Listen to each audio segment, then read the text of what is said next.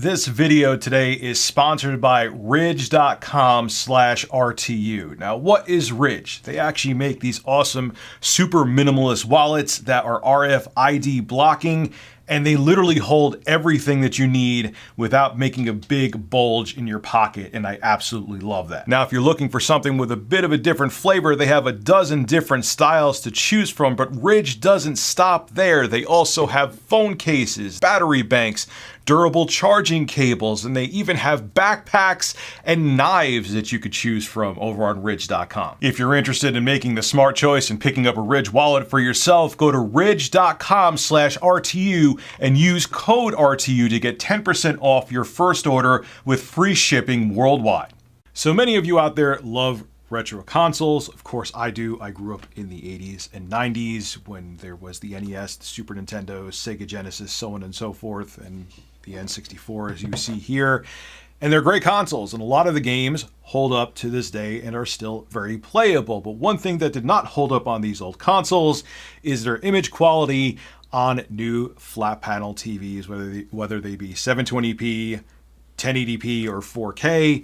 When you hook up old school consoles via composite or even S-video, whatever the case may be, to the new flat panels, they look pretty bad. And there are a lot of companies out there trying to find solutions to make these old consoles look substantially better on new TVs. Hell, you even have companies like Analog that are rebuilding consoles like the Super Nintendo and Sega Genesis, the Mega SG, and Super NT using field programmable arrays that these consoles have HDMI output, and they make Super Nintendo and Sega Genesis games look phenomenal on modern televisions. But what happens when you want to use your original consoles on your modern TVs? Well, you have to look for other options. And one company out there, EON, has made other options for consoles like the GameCube. They're actually known for the GCHD, especially the Mark II, which if you have an older GameCube, which has the digital AV out, you hook up their module, which gives you an HDMI output from the GameCube, and it gives you a phenomenal picture quality. It uses the component video output that the GameCube is capable of, turns it into HDMI, and it gives you a crisp and clear 480p image. And if you don't want to get these super expensive component cables for your Nintendo GameCube, it's actually a better option to get the GCHD Mark II because it can hook up to your modern flat panel TV. Hell, a lot of TVs today, a lot of flat panels, even more expensive ones, don't even have component inputs anymore. So getting the GCHD is actually a better option because it'll give you an HDMI out, which will work on your modern television. Well, EON was nice enough to send me their newest upcoming product. It isn't even out on the market yet, the Super 64 for the N64, and it works very similar to how the GCHD works. What it does is it takes an unmodded N64, so there's no other work that's required to make this run. You take the Super 64, you plug it into the back of your N64. See if I can do this without getting back there. Yes, I can.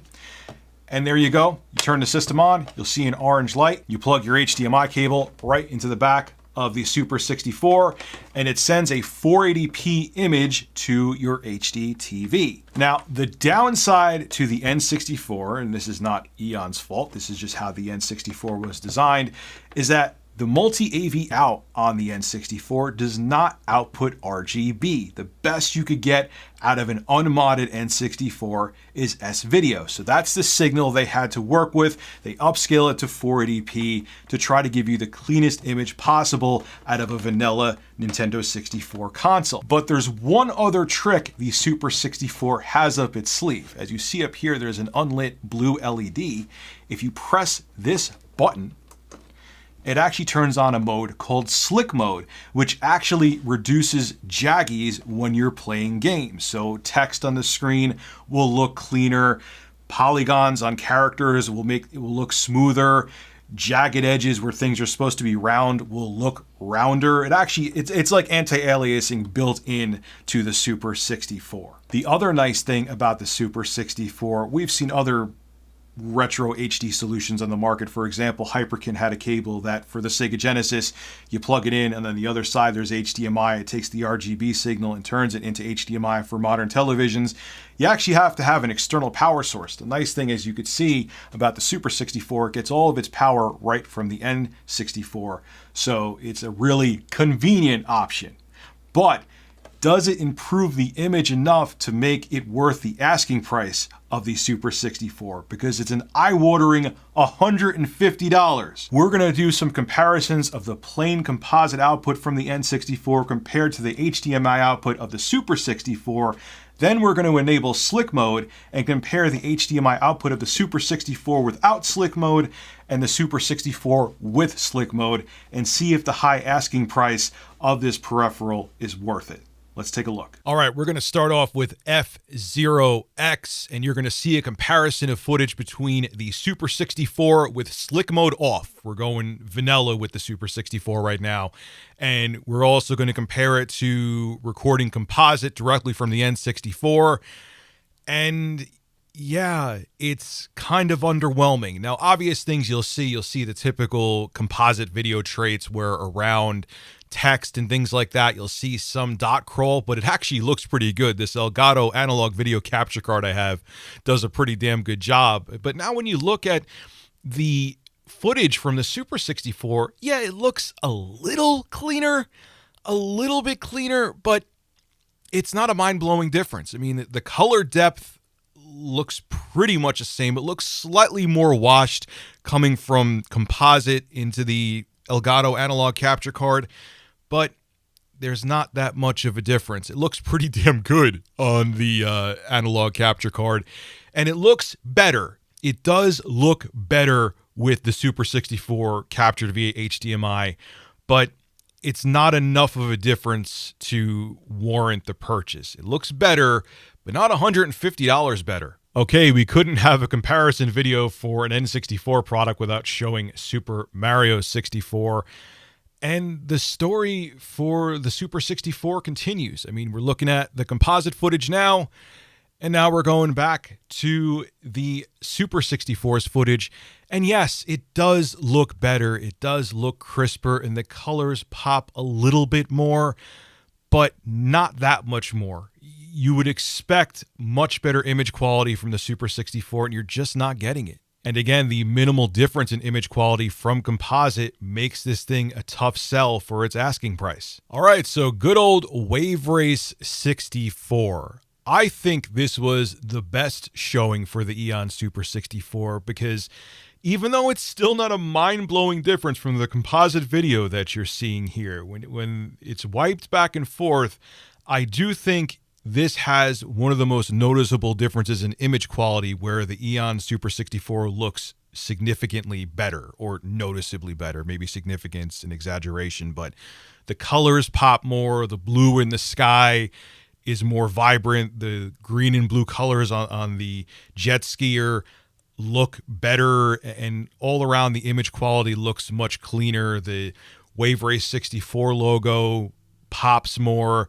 It's not a mind-blowing difference from composite, but from all the games that I've played, I think with Wave Race 64, you really see the most noticeable improvement from composite. Okay, now we're taking a look at F-Zero with the EON Super 64's Slick Mode enabled. What this does is it smooths out jaggies and almost adds a layer of anti-aliasing to N64 games if you have it enabled. And as you see here with F0X, it does work. When you look at the text in the intro screen, it looks cleaner, the image looks smoother, and if you look at the racers, the polygons actually don't have as many jaggies. It does make for a cleaner image. Now, if you're playing your N64 and using the Super 64 on a smaller flat screen, this Slick Mode isn't as necessary, but as you're seeing here, it does make a difference and does make F0X have a cleaner image overall. All right, good old Mario 64 with the Super 64 Slick Mode enabled. And if you look at the difference here, there actually is a huge difference, especially in the intro where we see Mario's face. If you look around his hat, the jaggies are diminished significantly with Slick Mode on. The press start text, the font, If you look around the edges with slick mode off, there's a ton of jaggies. With slick mode on, it looks so much cleaner. Like Mario's face, if you look at the M on his hat, around the edge where the white is, there's no jaggies there. With the slick mode off, there's a ton of jaggies. Just in the intro screen, you're seeing a significant difference with slick mode on and off. It definitely improves the image quality. Even during gameplay with heavy movement, right now you see Mario in a battle with Bowser. If you look at the tiles on the floor, with slick mode off, there's a ton of jaggies and pixels around them. With slick mode on, the tiles look cleaner on the floor. The textures on the tiles look cleaner. I'm actually shocked when I saw this footage on my big monitors and I came up here to edit. The difference in image quality is really good. This is the best showing for the EON 64 so far, and seeing slick mode with Super Mario 64 definitely makes it seem like this feature on this product is more than a gimmick. Okay, and last but not least, we have Wave Race 64 with slick mode enabled. And right away, even looking at the N64 logo with slick mode on, it looks so much cleaner. The font, the Nintendo 64 font, has no jaggies. The big N logo looks much better. And we didn't even get into the game yet. And now let's look at the Wave Race 64 intro screen. The Wave Race 64 logo looks so much better in the top left corner. Even looking at the ramps with slick mode on, they look cleaner and more rounded. The textures on the jet skis, like the number 2, they actually look more defined with slick mode on. The jet skiers and the jet skis the image quality looks substantially better. Hell, even the Kawasaki jet ski logo, when they show the main Wave Race splash screen, looks significantly better. Then if you look at this gameplay here where the sun is setting, if you look at the fonts on top where it's showing the time looks much cleaner, the numbers look much cleaner. Even if you look in the background where slick mode is enabled, the palm trees during the race actually have more definition. And now with that said, ladies and gentlemen, it's time for my final verdict. Okay, so do I feel that the Super 64 and its stylish N64 box is worth $150 US? Oh God. Okay. If this device did not have the slick mode, I would say hell no. You saw the comparison footage between the Super 64 with slick mode off and composite video, and there wasn't a huge difference. Yes, of course, composite video had its typical characteristics of dot crawl, and the color was a little muddier in composite mode compared to going via HDMI out with the Super 64. But there really wasn't that much of a difference. There really wasn't. And there's no way, if that was the only feature that this had, that it took the S-video output of the N64 and upscaled it to 480p so you could hook it up to your HD TV via HDMI, I would say there's no way. I would tell you it's a total pass on the Super 64.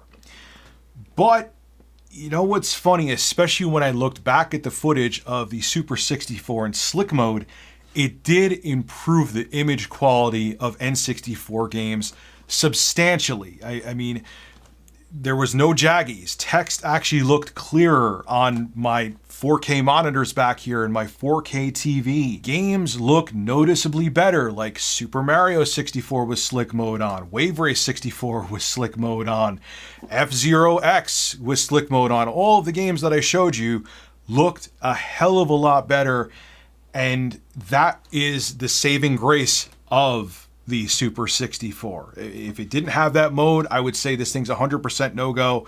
But with the slick mode, I still think the price is too high, but it does improve the image quality out of the N64. Okay? And also, too, there's the convenience factor. Now, there are cheaper alternatives out there. I'm actually going to make another video now to show you that there's cheaper alternatives. You could go on Amazon right now and buy an S-video cable. Granted, it's probably a little sketchy. That's why I'm going to try it out and make a video on it. Some of them are actually good, these third-party S-video cables for the Super Nintendo and N64. And then they have, which I purchased, which is a S-video to HDMI adapter. It's a converter box. And those together with tax and shipping were $45. Over $100 cheaper than the Super 64. And we'll see what kind of image quality it gives. So there's other alternatives out there that are cheaper that may give you the same image quality, if not a little bit better, because this box that I bought, this S-Video to HDMI converter box, actually upscales to 1080p, whereas the Super 64 only upscales to 480p. So who do I think the Super 64 is for? Well, if you're a diehard Nintendo 64 fan and you refuse to get your console modded like the Ultra HDMI mod that GameTech.us offers, it was shown off on Metal Jesus Rock's channel, sure, this is for you. Okay, this is very convenient. You don't have to open up your console. There's no modification involved. It's a simple plug and play device that doesn't require external power. You plug HDMI right into this and you're good to go. But it doesn't really offer a vast difference in image quality until you put the slick mode on.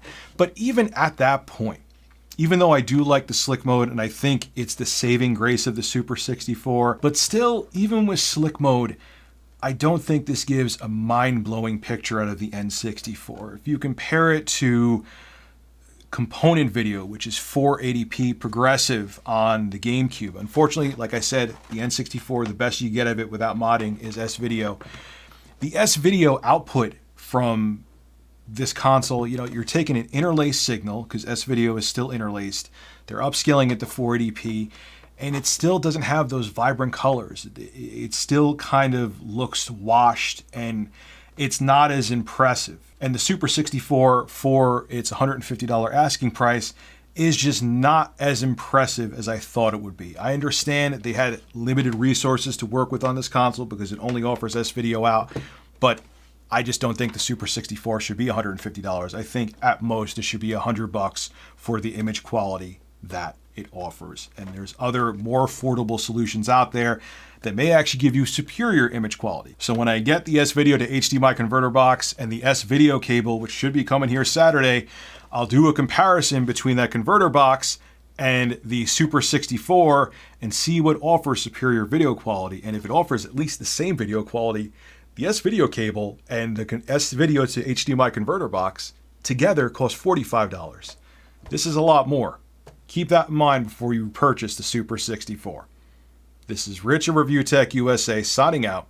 Have a good one.